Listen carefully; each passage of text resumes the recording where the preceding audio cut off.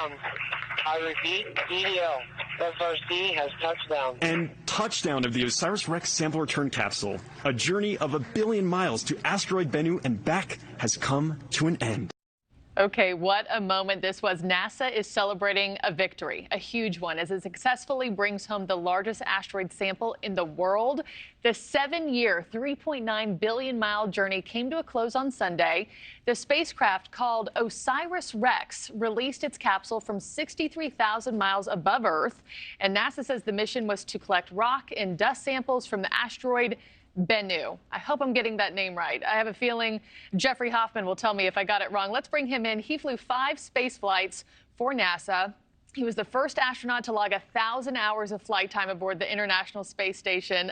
Jeffrey, it's such an honor to have you on the show this morning.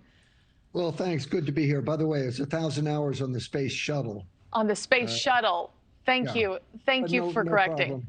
Yeah, and you were correct with Bennu, by the way. Okay, one for two then. I'll take it. So NASA is certainly celebrating this morning, right? As the capsule travels from Utah, where it landed, to, the Johnson Space Center in Houston, Texas for testing.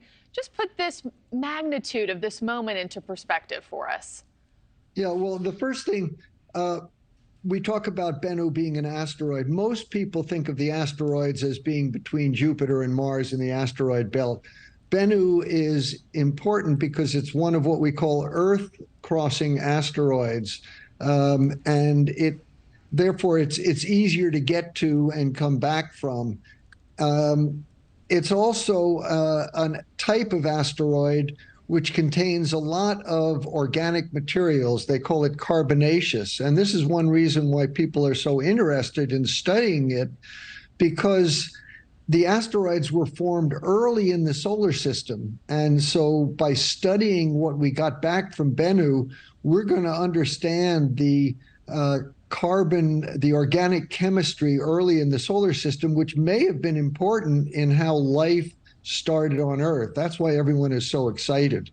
And of course, just the idea that we were able to go that far, get a sample and bring it back is an incredible technological accomplishment. Yeah, it's such a feat. And I think to those of us on the outside, we think, okay, what all could you even glean from a small pile of dust and rocks? Because what is it, 250 grams that was brought back? Maybe half a pound at this point? 8 ounces, roughly half a pound. So not a whole lot. But on the other hand, the instruments that are available to study this are so precise, so powerful, that even with a tiny bit of material, we're going to be able to learn a lot.